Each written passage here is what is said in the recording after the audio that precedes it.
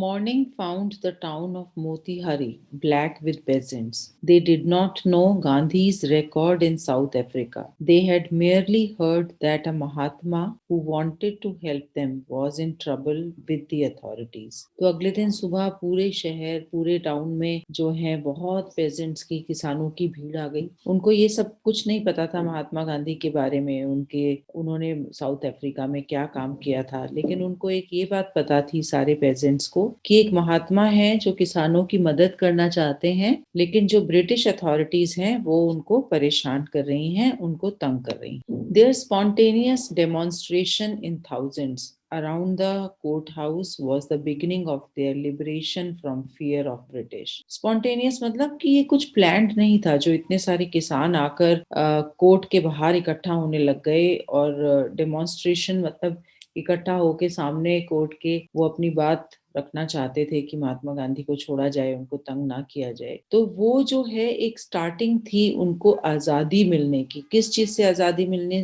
की? फियर से। किस चीज का फियर था, किस चीज का डर था? ब्रिटिशर्स का डर था, उनकी ब्रिटिशर उनको परेशान करेंगे, उनको जेल में डालेंगे। उस चीज के डर से उन किसानों को छुटकारा मिलना शुरू हो गया और ये पहला स्टेप था जब वो कोर्ट के सामने आकर हजारों की तादाद में इकट्ठा होने शुरू हो गए। The officials felt powerless with Gandhi's cooperation.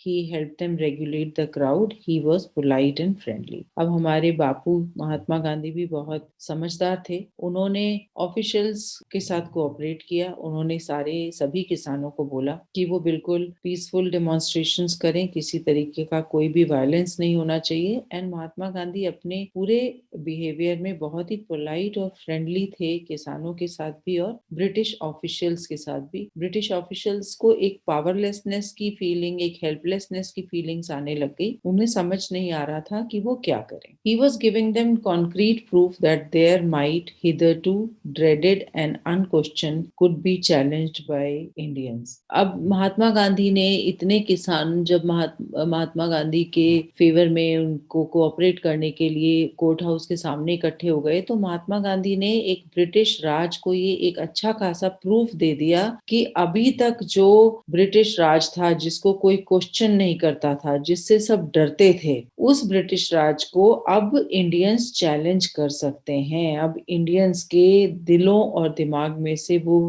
डर खत्म हो गया है और वो अपने हक की लड़ाई लड़ सकते हैं। The government was baffled. The prosecutor requested the जज to postpone the trial. Apparently The authorities wished to consult their superiors. अब गवर्नमेंट बहुत कंफ्यूज्ड हो गई, समझ नहीं आ रहा था उनको कि क्या किया जाए। तो जो प्रोसिक्यूटर्स थे, जो कोर्ट में लड़ने वाले वकील थे, ब्रिटिशर्स के जो वकील थे, उन्होंने ये रिक्वेस्ट की कोर्ट को कि जो ये केस चल रहा था महात्मा गांधी का, उसको पोस्टपोन कर दिया जाए, बिकॉज जो अथॉरिटीज थी, वहाँ की लोकल अथॉरिटीज जो थी, जो ब्रिटिश अथॉरिटीज थी, वो अपने सुपीरियर्स, अपने हायर हेडक्वार्टर्स को कंसल्ट करना चाहती थी कि आगे क्या किया जाए। वो तो हमेशा यही सोचते थे कि इंडियंस उनसे डर जाएंगे। Gandhi protested against the delay. He read a statement pleading guilty. Gandhi ji ने बोला नहीं, कुछ डिले करने की जरूरत नहीं है, आप मेरी प्रोसीडिंग्स चालू रखिए। और उन्होंने अपना statement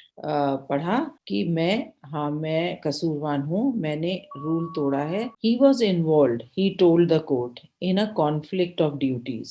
On the one hand, not to set a bad example as a lawbreaker. On the other hand, to render the humanitarian and national service for which he had come. तो महात्मा गांधी ने court को बताया कि वो एक conflict of duties, वो decide नहीं कर पा रहे, वो एक उलझन में अटके हुए हैं कि एक तरफ तो उनको ये दिखाना है कि वो लॉ ब्रेकर ना बने, एक अच्छा एग्जाम्पल वो सेट करना चाहते हैं एज एक गुड सिटीजन जिसको हमेशा गवर्नमेंट के लॉज को मानना चाहिए, पर दूसरी तरफ उनकी ये भी ड्यूटी है कि उनको अपने देश को और अपने देश के लोगों की प्रॉब्लम वाली स्थिति में उनका साथ देना है। He disregarded the order to leave, not for want of respect for lawful authority, but in obedience to higher law of our being, the voice of conscience. He asked the penalty due. तो उन्होंने बोला कि हाँ, उन्होंने order नहीं माना। क्या order था कि महात्मा गांधी इमीडिएटली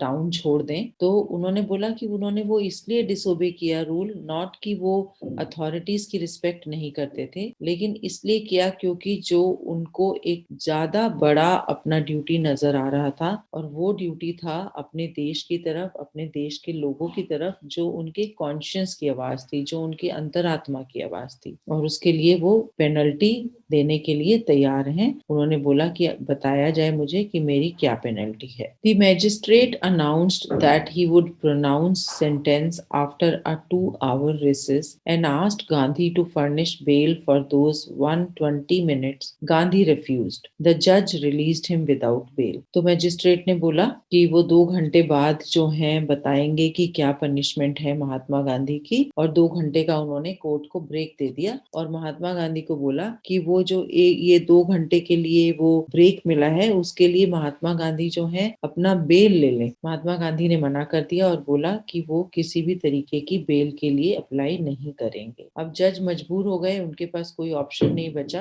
और उन्होंने महात्मा गांधी को बिना बेल की एप्लीकेशन के, बिना बेल के अप्लाई किए रिलीज कर दिया। When the court reconvened, the judge said he would not deliver the judgment for several days. Meanwhile, he allowed Gandhi to remain at liberty. अब जब 2 घंटे बाद जब कोर्ट दोबारा रिकन्वीन हुआ, दोबारा असेंबल हुआ, तो जज ने बोला कि अभी वो जजमेंट नहीं देंगे कुछ दिनों तक, और उन्होंने महात्मा गांधी को बोला कि अभी आप जा सकते हैं। राजेंद्र प्रसाद, ब्रिज किशोर बाबू, मौलाना मजहर हक and several other prominent lawyers had arrived from Bihar. They conferred with Gandhi. तो meanwhile क्या हुआ, राजेंद्र प्रसाद जी, ब्रिज किशोर बाबू जी, मौलाना मजहर हक जी, ये सब भी जो एक बहुत माने हुए लॉयर थे उस वक्त के, वो भी बिहार पहुंच गए और उन्होंने गांधी जी से मुलाकात। What would they do if he was sentenced to prison? Gandhi asked. Why? The senior lawyer replied. They had come to advise and help him. If he went to jail, there would be nobody to advise and they would go home. So Gandhi ji ने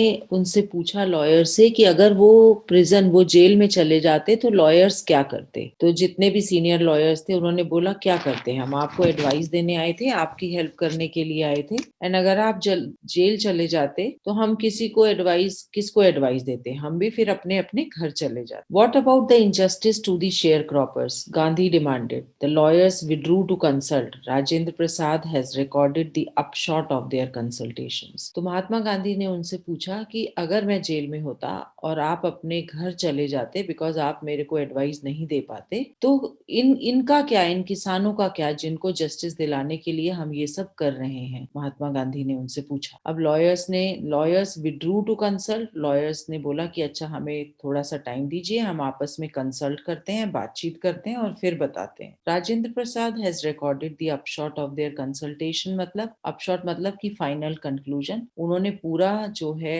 जितना भी उनकी lawyers की आपस में consultation हुई, उन्होंने उसको पूरा रिकॉर्ड किया, उस कंसल्टेशन को, उसका कंक्लूजन रिकॉर्ड किया। They thought amongst themselves that Gandhi was totally a stranger and yet he was prepared to go to prison for the sake of peasants. If they, on the other hand, being not only residents of the adjoining districts but also those who claim to have served these peasants, should go home, it would be shameful desertion. तो अब राजेंद्र प्रसाद जी ने क्या final conclusion record किया, और उन्होंने बताया कि उन्होंने आपस में जब लॉयर्स ने कंसल्ट किया तो उन्होंने ये चीज रियलाइज की कि महात्मा गांधी बिहार के नहीं थे, टोटली बाहर के स्ट्रेंजर थे, और फिर भी वो जेल जाने के लिए तैयार थे फॉर शेयर क्रॉपर्स। तो दूसरे हाथ पर जो ये जितने लॉयर्स हैं जो कि वहीं के रहने वाले हैं, आसपास की डिस्ट्रिक्ट्स के रहने वाले हैं, वो अपने आप को ये भी बोलते हैं कि वो पेजेंट्स के मददगार हैं, वो पेजेंट्स को सर्विस प्रोवाइड करते हैं। अगर वो घर चले जाते तो ये बहुत ही शर्म की बात होती, और ये ऐसा होता कि जैसे उन्होंने पूरे पेजेंट्स को अकेला छोड़ दिया, उन्हें डेजर्ट कर। They accordingly went back to Gandhi and told him they were ready to follow him into jail. The battle of Champaran is won, he exclaimed. अब ये महात्मा गांधी के पास जाते हैं, जो फाइनल उनका कंक्लूजन होता है वो उनको बताते हैं महात्मा गांधी को कि वो तैयार हैं महात्मा गांधी के साथ जेल जाने के लिए और चंपारण की लड़ाई में वो महात्मा गांधी के साथ हैं। The battle of Champaran is won, he exclaimed. यहाँ पे ही बोला गया है महात्मा गांधी के लिए। किसने ये बोला? महात्मा गांधी ने बोला कि अगर आप साथ हैं तो हम चंपारण की लड़ाई जीत गए हैं। Then he took a piece of paper and divided the group into pairs and put down the order in which each pair was to court arrest. तो फिर महात्मा गांधी जी ने एक कागज उठाया, उन्होंने उसके ऊपर पूरा प्लान बनाया, सब पूरे लॉयर्स को सबको पेयर्स में बांटा और पूरी प्लान चॉकआउट की कि कैसे कैसे वो जो हैं जाकर कोर्ट में अपने आप को अरेस्ट करवाएंगे। Several days later Gandhi received a written communication from the magistrate informing him that the lieutenant governor of the province had ordered the case to be dropped. Civil disobedience had triumphed, the first time in modern India. कुछ दिनों के बाद महात्मा गांधी जी को एक writing में एक news मिली, communication मिला कि मैजिस्ट्रेट ने उनको बताया कि जो लेफ्टिनेंट गवर्नर हैं उन्होंने ये ऑर्डर किया है कि जो ये महात्मा गांधी के अरेस्ट वाला केस और उनके कहना ना मानने वाला केस है उसको ड्रॉप कर दिया जाए, उसको क्लोज कर दिया जाए इस केस को। तो पहली बार मॉडर्न इंडिया में, पहली बार इंडियन हिस्ट्री में जो सिविल डिसोबीडियंस का केस था कि ब्रिटिश के ऑर्डर्स का कहना नहीं माना गया, उसकी जीत हुई। यह किसानों की और चंपारण की पहली जीत। Gandhi and the lawyers now proceeded to conduct a far flung inquiry into the grievances of the farmers. Depositions by about 10,000 peasants were written down and notes made on other evidence. अब महात्मा गांधी ने एंड लॉयर्स ने क्या करना शुरू किया? उन्होंने एक inquiry बिठा दी, अपने आप वो इंक्वायर करने लग गए कि फार्मर्स के साथ क्या क्या बुरा हुआ, उनके साथ क्या क्या इनजस्टिस हुआ। Depositions by about 10,000 peasants were written down. Deposition मतलब एक रिटन कंप्लेन बना दी गई, एक रिटन स्टेटमेंट लिख दी गई जिसमें उन्होंने फार्मर्स के साथ ब्रिटिशर्स ने क्या क्या अत्याचार किए, उनके साथ क्या इनजस्टिस किया, वो सारा राइटिंग में रिकॉर्ड करना शुरू कर दिया। इतने 10,000 किसानों के ये रिटन रिकॉर्ड्स जो हैं इन्होंने इकट्ठे करने शुरू कर दिए, नोट्स बनाने शुरू कर दिए एज अ प्रूफ। किसके अगेंस्ट प्रूफ? लैंडलॉर्ड्स के अगेंस्ट प्रूफ, ब्रिटिश अथॉरिटीज के against proof. Documents were collected. The whole area throbbed with the activity of the investigators and the vehement protests of the landlords. अब कागज इकट्ठे करने शुरू कर दिए इन्होंने।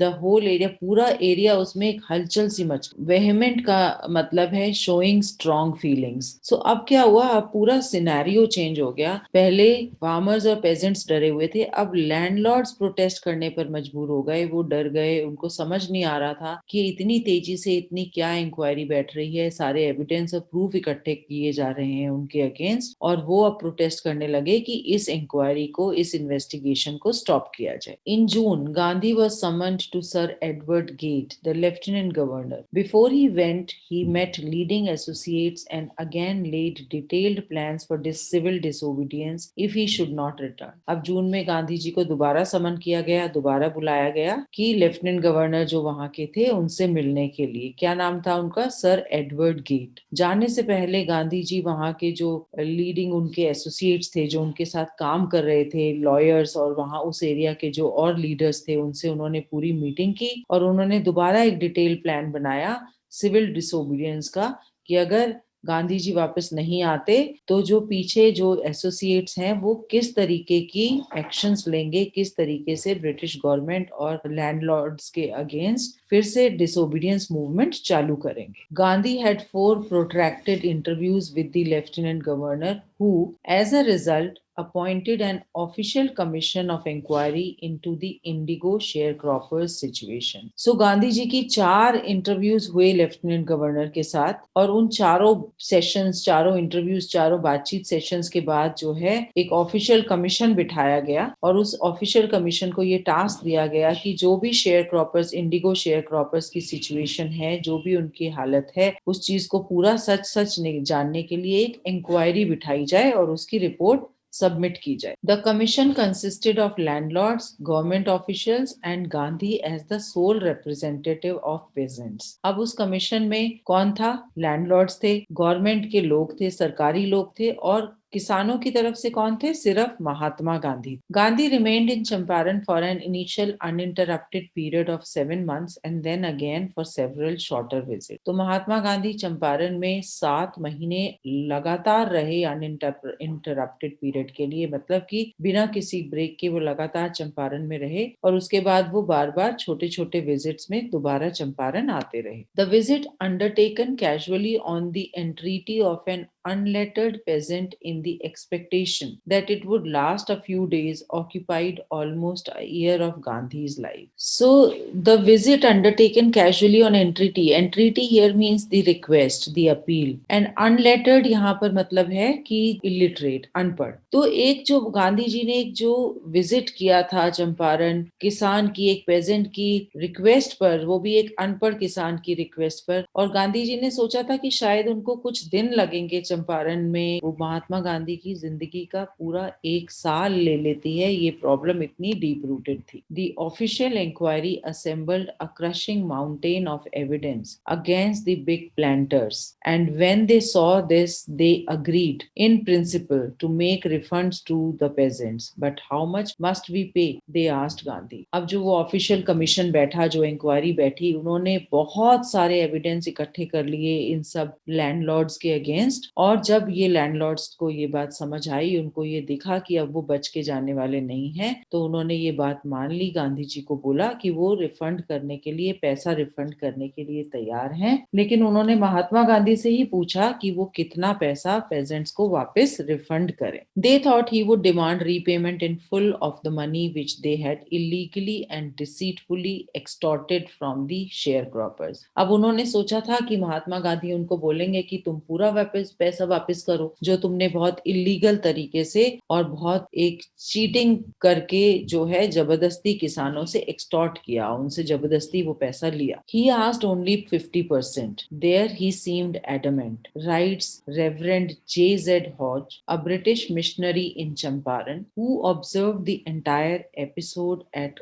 close range. तो एक ब्रिटिश मिशनरी हैं जिनका नाम J.Z. Hodge है, उन्होंने ये बात बोली कि महात्मा गांधी ने सिर्फ 50% कॉम्पनसेशन के लिए डिमांड किया, और J.Z. Hodge ने ये बात बोली कि महात्मा गांधी का डिमांड देखकर ऐसे लग रहा था कि वो इस बात पर पक्का है, एडमेंट है कि वो 50% से कम पर मानेंगे नहीं। And a British missionary in Champaran who observe the entire episode eight close range, उन्होंने ये पूरा का पूरा एपिसोड, ये पूरा का पूरा जब इंसिडेंट, ये सब बातचीत चल रही थी, बहुत क्लोजली सब कुछ ऑब्जर्व किया था। Thinking probably that he would not give way, the representative of the planters offered to refund to the extent of 25%, and to his amazement Mr Gandhi took him at his word, thus breaking the deadlock. अब जो planters के representative थे, उन्हें ऐसा लग रहा था कि महात्मा गांधी तो बिल्कुल मानेंगे नहीं, तो उन्होंने 25% ऑफर किया। लेकिन अमेजमेंट मीन सरप्राइज, वो सरप्राइज हुए जब महात्मा गांधी ने 25% कॉम्पनसेशन लेने के लिए हाँ बोल दिया। ब्रेकिंग द डेडलॉक मतलब कि जो एक बिल्कुल डेड एंड आ चुका था, उसका सोल्यूशन निकालने के लिए वो अग्री हो गए कि 25% कॉम्पनसेशन फार्मर्स ले लेंगे। अब ये हम आगे देखेंगे कि महात्मा गांधी ने ऐसा डिसीजन क्यों लिया। This settlement was adopted unanimously by the commission. Gandhi explained that the amount of the refund was less important than the fact that the landlords had been obliged to surrender part of the money and with it part of their prestige. पूरा commission ने ये settlement unanimously मतलब सबने मिलके ये accept कर लिया। महात्मा गांधी ने ये एक्सप्लेन किया कि वो 25% रिफंड लेने के लिए इसलिए तैयार हो गए बिकॉज इस वक्त यहाँ पर 25% लेना वॉज अमाउंट इम्पोर्टेंट नहीं था, बट जो प्लांटर्स ने उनकी प्रेस्टीज पर, उनकी जो उन्होंने एक ईगो बना रखी थी, उस पर जो धक्का लगा वो ज्यादा इम्पोर्टेंट था। इस वक्त जो फार्मर्स की जीत थी वो बड़ी ज्यादा इम्पोर्टेंट थी बजाय की 25% या 50% amount. Therefore, as far as the peasants were concerned, the planters had behaved as lords above the law. Now the peasants saw that he had rights and defenders. He learned courage. तो क्या हुआ, अब pageants को ये समझ आ गया कि अभी तक जो प्लांटर्स हैं वो लॉ से अपने आप को ऊंचा समझते थे, वो अपने आप को सुप्रीम पावर समझते थे, लेकिन अब जो है प्लांटर्स को समझ आया कि उनके भी कुछ अधिकार हैं, उनके पास पास डिफेंडर्स हैं, उनके पास सपोर्ट है महात्मा गांधी और वहाँ के लॉयर्स का और बाकी लोगों का, जो उनको डिफेंड कर सकते हैं, एंड उनको एक हिम्मत मिलने लगी। और महात्मा गांधी का यही मेन ऑब्जेक्टिव था कि पेजेंट्स अपने डर से बाहर निकले। Events justified Gandhi's position. Within a few years, the British planters abandoned their estates, which reverted to the peasants. Indigo sharecroppers disappeared. तो अब जो गांधी जी ने ये अपना एक पोजीशन लिया था, ये अपना एक डिसीजन लिया था कि वो 25% रिफंड पर भी एग्री हो जाएंगे, वो एक्शन आगे फ्यूचर में चल के उसका जस्टिफिकेशन मिलता है, क्योंकि कुछ सालों में ही ब्रिटिश प्लांटर्स ने अपने वो एस्टेट्स छोड़ दिए और वो एस्टेट्स वापस किसानों को, पेजेंट्स को मिल गई वो जमीनें, एंड इंडिगो शेयर क्रॉपिंग का जो सिस्टम था वो बिल्कुल खत्म हो गया। Gandhi never contented himself with large political और economic solutions. He saw the cultural and social backwardness in the Champaran villages and wanted to do something about it immediately. तो महात्मा गांधी सिर्फ इसी बात से सेटिस्फाइड नहीं थे कि उन्हें पॉलिटिकल और इकोनॉमिक सॉल्यूशंस मिले, उन्होंने चंपारण में एक बहुत सोशल और कल्चरल बैकवर्डनेस देखी और वो वहां के लिए कुछ ना कुछ करना चाहते थे चंपारण के लिए। He appealed for teachers. Mahadev Desai and Narhari Parikh, two young men who had just joined Gandhi as disciples, and their wives volunteered for the work. उन्होंने देश के टीचर्स को अपील किया कि वो चंपारण आए, यहाँ के लोगों को पढ़ाएं लिखाएं। तो दो यंग मैन जो महादेव देसाई और नारहरि पारेख, जिन्होंने गांधी जी के मूवमेंट्स को ज्वाइन किया था, उनके डिसाइपल्स थे, उन्होंने वॉलंटियर किया अपनी वाइफ्स के साथ कि वो चंपारण आएंगे और वहां के लोगों को पढ़ाएंगे। Several more came from Bombay, Poona and other distant parts of the land. Devdas, Gandhi's youngest son, arrived from the ashram and so did Mrs. Gandhi. और भी बहुत सारे टीचर्स ने वॉलंटियर किया चंपारण आके वहां के लोगों को पढ़ाने के लिए, उनकी सोच बदलने के लिए। और गांधी जी के जो छोटे बेटे थे, सबसे छोटे बेटे देवदास था उनका नाम, वो और महात्मा गांधी की वाइफ भी चंपारण आई वहां के लोगों को पढ़ाने लिखाने के। Primary schools were opened in 6 villages. Kasturbai taught the ashram rules on personal cleanliness and community sanitation. 6 villages में प्राइमरी स्कूल्स खोले गए। कस्तूरबाई जो महात्मा गांधी की वाइफ थी, उन्होंने आश्रम के रूल्स बताए और लोगों को बताया कि अपनी पर्सनल क्लीनलीनेस, अपना साफ सफाई और कम्युनिटी का सैनिटेशन, कम्युनिटी की साफ सफाई, पूरे गांव की साफ सफाई के क्या रूल्स हैं और कैसे करनी चाहिए। Health conditions were miserable. Gandhi got a doctor to volunteer his services for 6 months. 3 medicines were available: castor oil, quinine and sulfur ointment. वहाँ पे जो हेल्थ हालात थे, हेल्थ कंडीशंस, बहुत ही बुरे हालात थे वहाँ पर। गांधी जी ने एक डॉक्टर को भी कन्विंस किया कि वो 6 महीने के लिए अपनी सर्विसेज चंपारण में आकर विलेजेस में वॉलंटियर करें, सर्विसेज प्रोवाइड करें। और 3 दवाइयां हमेशा ही अवेलेबल रहती थी, एक कैस्टर ऑयल, एक कुनैन जो कि मलेरिया में काम आती है, एंड सल्फर ऑइंटमेंट जो किसी भी तरीके की स्किन डिजीज के लिए यूज होता है। Anybody who showed a coated tongue was given a dose of castor oil. Anybody with malaria fever received quinine plus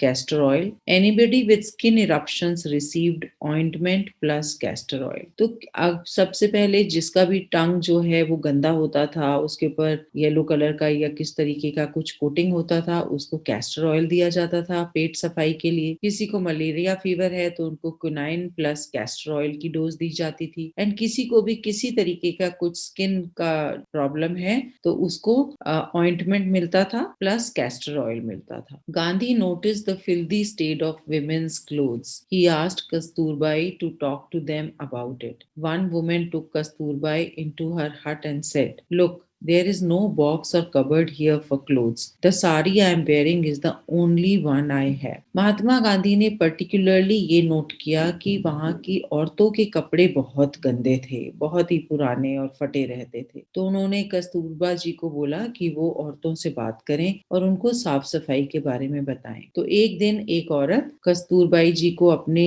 हट में, अपनी झोपड़ी में लेकर गई और उसने उनको दिखाया कि वहां पर कोई अलमारी या किसी तरीके का कोई बक्सा ऐसा या ट्रंक नहीं था जिसमें वो अपने कपड़े रख सकें, और उसके पास एक ही साड़ी थी जो वो डेली पहनती थी। During his long stay in Champaran, Gandhi kept a long distance watch on the ashram. He sent regular instructions by mail and asked for financial accounts. अब जो महात्मा गांधी जी ऑलमोस्ट एक साल चंपारण में रहे, उन्होंने दूर से ही आश्रम की गतिविधियों पर नजर रखी। वो रेगुलरली जो है लेटर्स या मेल्स भेजते रहते थे, जिसके थ्रू वो इंस्ट्रक्शंस भेजते रहते थे आश्रम में, और वहाँ के जो अकाउंट्स थे, वहाँ के जो फिनेंसिस थे, उनके बारे में भी वो जानकारी रखते थे। Once he wrote to the residents that it was time to fill in the old latrine trenches and dig new ones, otherwise the old ones would begin to smell bad. तो गांधी जी इतने ज्यादा बारीकी में जाते थे कि उन्होंने एक बार अपने एक लेटर में इस तरीके के भी निर्देश भेजे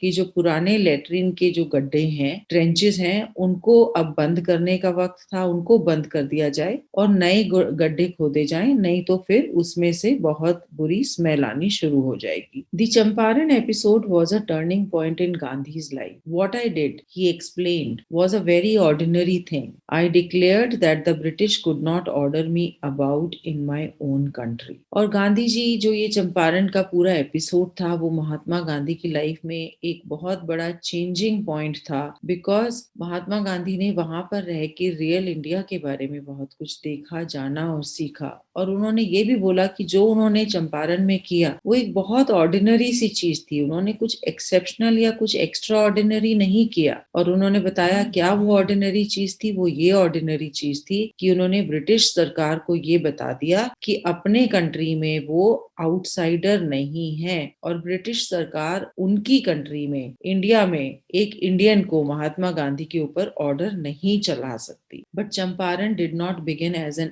act of defiance, it grew out of an attempt to elevate the distress of large number of poor peasants. बन चंपारण जो है वो ऐसा नहीं था कि एक महात्मा गांधी ने रूल तोड़ने थे, डिफाइंस करना था ब्रिटिश गवर्नमेंट का, ये रीजन नहीं था। चंपारण में जो भी एपिसोड हुआ उस चीज का, वो ये था कि लोगों की मदद की जाए और उनको उनके दुख से निकाला जाए। This was the typical Gandhi pattern. His politics were intertwined with the practical day-to-day problems of the millions. His was not a loyalty to abstractions, it was a loyalty to living human beings. तो ये बहुत गांधी जी की जो political philosophy थी, जो उनकी एक तरीका था काम करने का, वो यही था कि वो उनकी जो पॉलिटिकल लड़ाई होती थी उसके साथ बहुत सारे लोगों की जिंदगी के छोटे डे टू डे प्रॉब्लम्स और प्रैक्टिकल प्रॉब्लम्स, प्रैक्टिकल एस्पेक्ट्स भी जुड़े हुए होते थे, जिनसे लाखों लोगों की जिंदगी पर फर्क पड़ता था। He was not a loyalty to abstraction, मतलब गांधी एक, जो भी गांधी अपनी मूवमेंट शुरू करते थे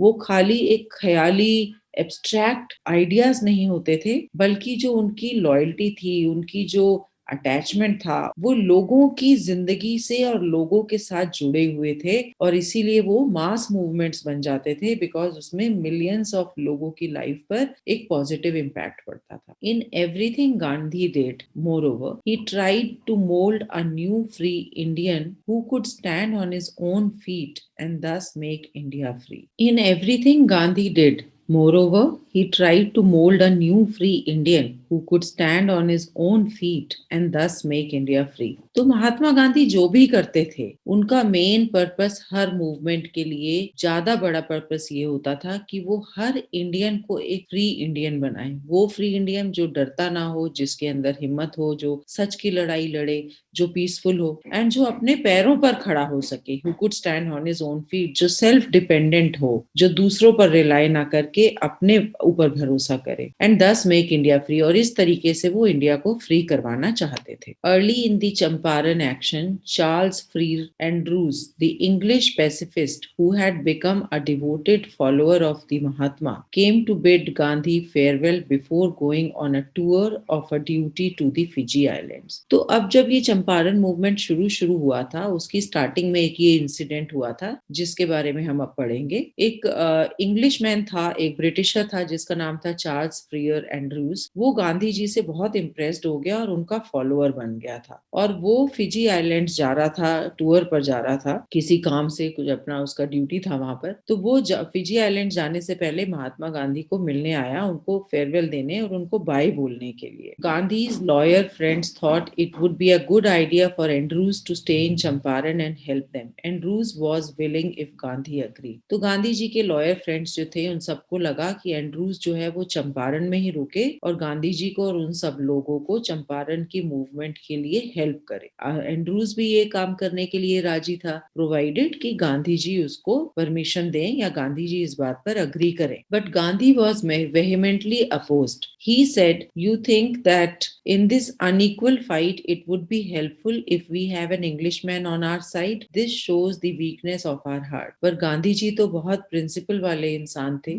उन्हें लगा, वेहेमेंटली मैं बता चुकी हूँ, बहुत स्ट्रॉन्ग, कि ये जो हम एक बहुत स्ट्रॉन्ग लड़ाई लड़ रहे हैं, उसमें उन्होंने अपने लॉयर फ्रेंड से पूछा कि क्या आप लोगों को लगता है कि ये जो अनइक्वल फाइट है, तुम्हें लगता है कि इंग्लिशमैन अगर हमारी साइड पर होगा तो ये हेल्पफुल होगा? अब उन्होंने अनइक्वल फाइट क्यों बोला? अनइक्वल फाइट क्योंकि ये लेवल प्लेइंग फील्ड नहीं था। एक तरफ बहुत पावरफुल गवर्नमेंट और अमीर लैंडलॉर्ड्स और दूसरी तरफ बहुत वीक, इलिटरेट और कमजोर और गरीब किसानों की लड़ाई थी। उन्होंने बोला अगर एक इंग्लिशमैन को हम अपनी साइड में रख भी लेंगे दिखाने के लिए, तो इससे दिखेगा कि कहीं ना कहीं हम ही कमजोर हैं, हमारे दिल में कुछ कमजोरी है, इसलिए उसको हम एज अ शो पीस रख रहे हैं। The cause is just and you must rely upon yourselves to win the battle. You should not seek a prop in mister Andrews because he happens to be an Englishman. तो गांधी जी ने बोला कि जो हमें लड़ाई लड़नी है वो हमें अपने मुद्दे की लड़ाई लड़नी है और कॉज की लड़ाई लड़नी है, और जो हमारा कॉज है, जो हमारा लड़ाई का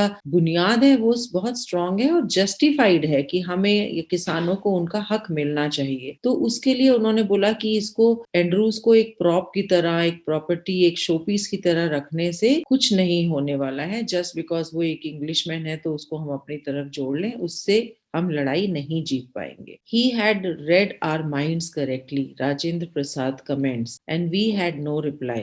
Gandhi in this way taught us a lesson in self-reliance. Self-reliance, Indian independence and help to sharecroppers were all bound together. अब राजेंद्र प्रसाद जी ये सुनकर, गांधी जी की ये बात सुनकर क्या कमेंट करते हैं कि गांधी जी हमारा समझ गए हैं, हमारे दिमाग में क्या बात है। एंड गांधी जी ने जो बोला कि हमें अपनी लड़ाई अपने बल पर जीतनी होगी, उन्होंने हमें एक बहुत इंपॉर्टेंट पाठ पढ़ा दिया है, वो है सेल्फ रिलायंस का, कि अपने ही भरोसे पर हमें ये लड़ाई जीतनी होगी, अपने ही भरोसे पर हमें जो अचीव करना है वो करना होगा। Self reliance, Indian independence and help to share croppers were all bound together. So जो ये मूवमेंट थी वो सिर्फ इंडियन शेयर क्रॉपर्स को हेल्प करने के लिए नहीं थी, वो इंडिया की इंडिपेंडेंस के लिए थी एंड सेल्फ रिलायंस, लोगों को सेल्फ इंडिपेंडेंट बनाने की भी एक मूवमेंट थी। So thank you very much. All the best. I hope you would understand the lesson well, and you will be able to answer